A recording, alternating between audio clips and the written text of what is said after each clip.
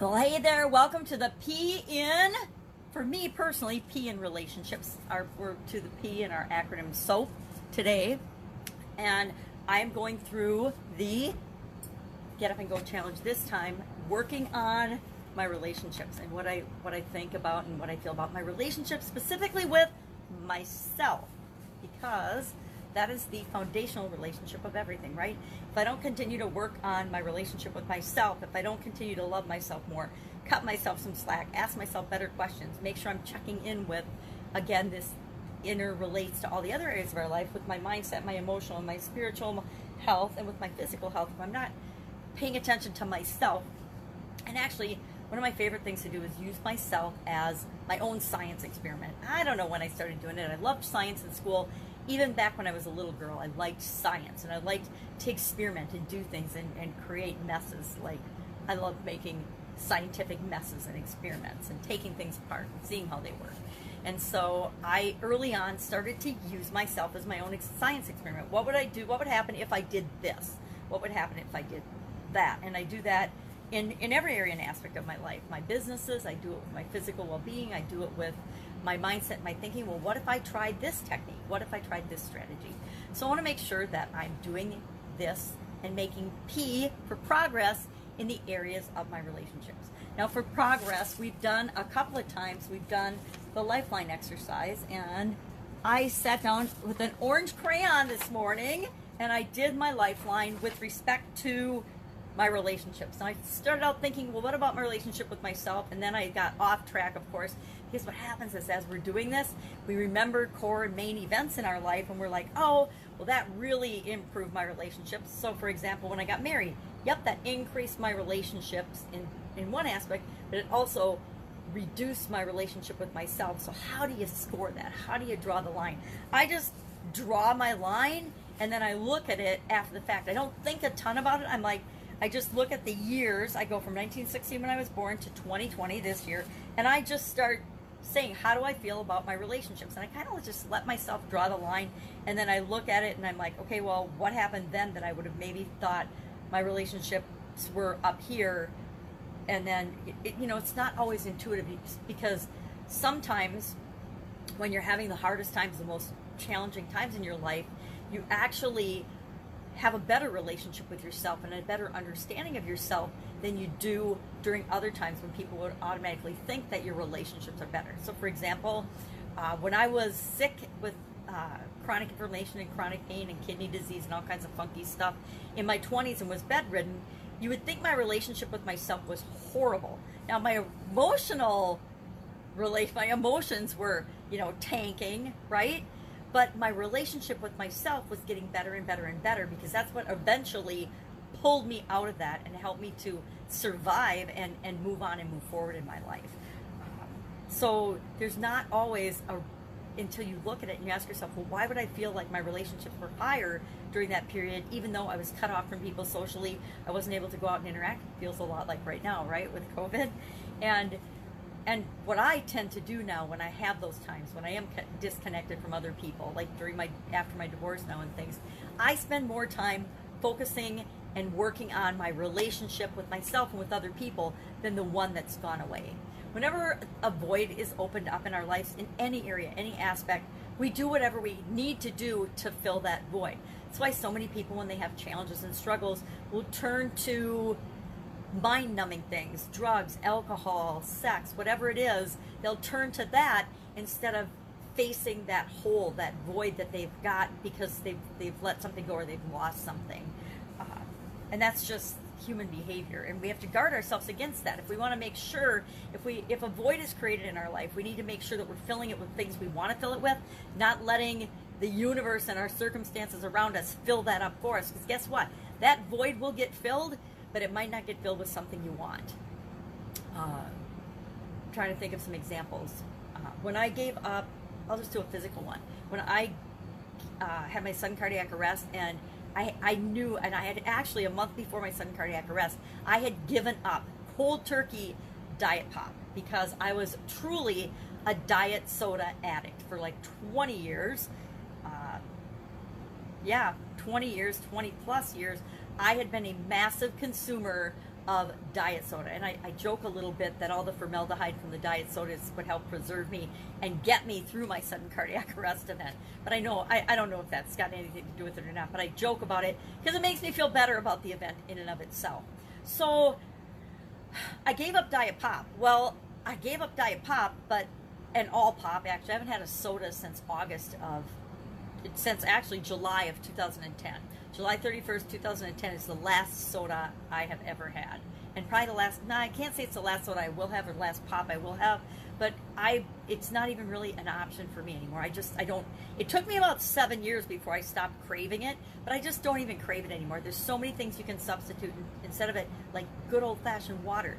But I had to substitute something for that diet soda, or I never would have been able to stop consuming it, because it created a huge vacuum in my life in more than just the physical consumption of liquids, right? I needed to replace the liquids physically, but I also needed to spiritually and emotionally and mentally replace the act of drinking Diet Pop all the time. Because guess what? It gave me something to do. It gave me something that filled other areas of my life that I needed to work on, right? And it actually opened those up, and I had to work on them versus ignoring them and letting them go.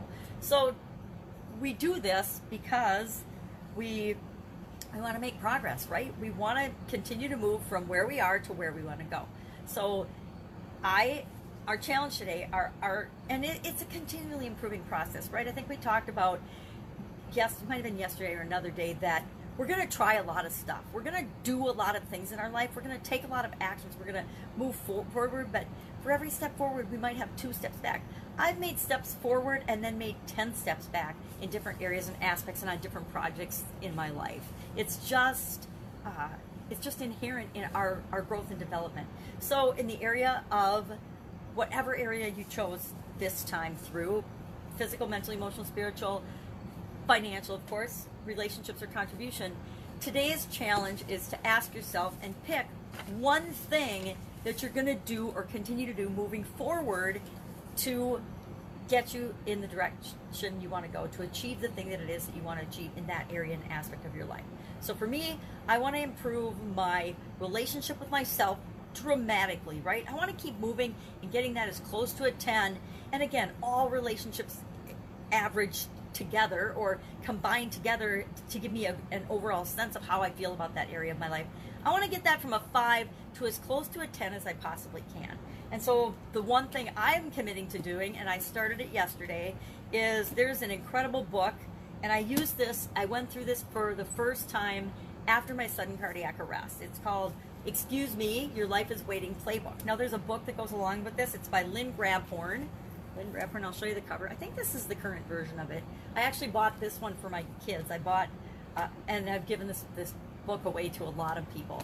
It's pretty advanced spiritually. I'm just going to say that and put that out there. It is woo-woo in some people's definition, and if you're not ready for it, you're not ready for it. But if you are, it is an incredible tool. So I'm committing right here, right now, to myself and to the world that I'm going to do this workbook again. I haven't done it since 2011 when I actually completed it last time, because I made myself, Lynn recommends in the beginning of the book that you do each exercise in a row in order, and that you don't move on until you get one done. And there's an exercise in this book, and I don't think it'll hold me up this much, and I have to look to find out which exercise it is exactly. I don't even remember. I put it behind me.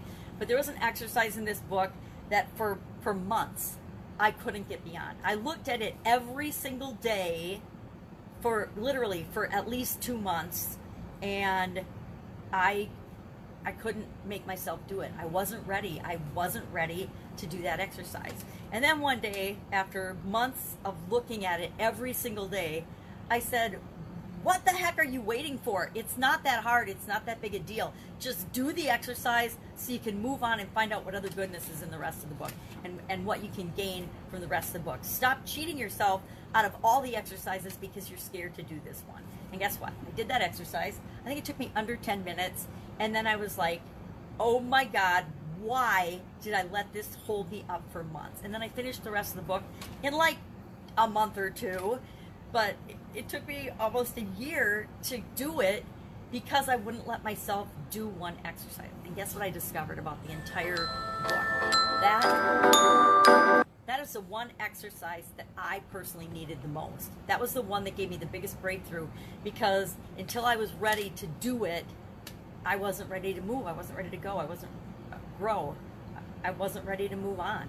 And it gave me the opportunity to move on. So I remembered this book and the experience I had with it last time as I was brainstorming my options of how do I improve my relationship with myself.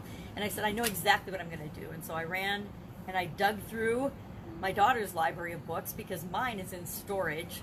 Otherwise, I would know exactly how long and the dates and things of how I struggled through the book last time. And now I'm just trying to remember because it's been a long time. But since I don't have my copy, I've got a notebook in here. I already started, and I've got her copy of the book, and I'll just use her copy of the book to do the exercises.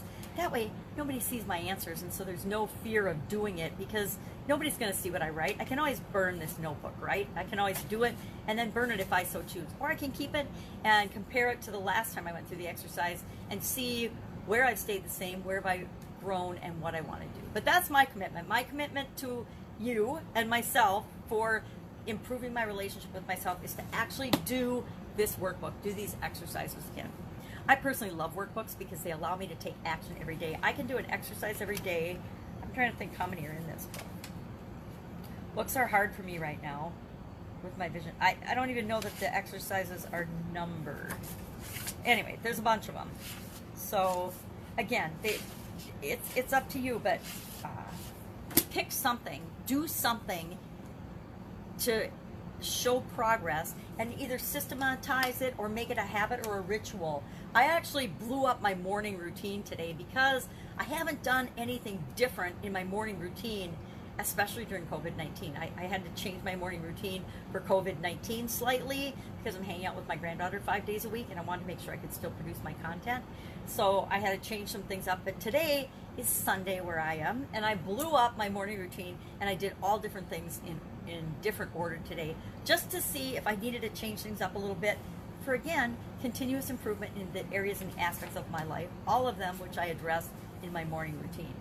So, progress, continuous improvement. What will you do starting yesterday or today, and what can you do to make sure that becomes a ritual or a habit in the area of your life that you're working on this time through the change process, the challenge process, the SOAP, cleaning up our acts process, to make sure that we have an underlying foundation of how to make decisions, how to make choices, how to make change that is just automatic and keeps us moving in the direction of what it is that we want. All right, that's it. If you have any questions, ask in the comments below. Otherwise, I will be with you tomorrow with another surprise in terms of how we can get up and go and make sure and guarantee that we're creating the life that we want, the businesses that we want, the relationships that we want, our physical wealth and well-being that we want in all the areas and aspects of our life. Have a great day.